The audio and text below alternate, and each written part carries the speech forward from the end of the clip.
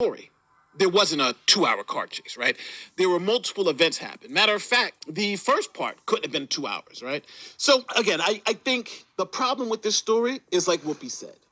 If you're from New York, you knew and you know this is an exaggeration right off the bat, right? As soon as you hear 2-hour car chase in New York, you're like, that's BS. We all know that's BS. Matter of fact, I want to play this clip from you for the view again because I think it's interesting to hear how Whoopi, when she first heard it, she described it. And she's going to say the same thing I just said.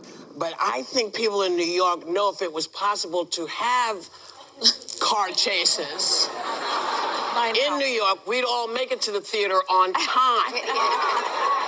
But I think their spokesperson referenced something that you generally would reference in Los Angeles. That's where you have chases. That's where you can move at high speeds. Right. I think they were dealing with aggressive paparazzi. Yeah. But I don't think it was where, you're watching on TV like this, watching the cars go, because, you can't, it just doesn't work in New York. Before I get out of here, I'm going to leave you with this clip from Megyn Kelly.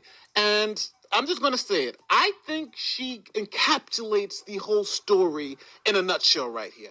Let me know in the comment section if she's right or if she's wrong. But this, I think, is really what's going on. Tell me what you think.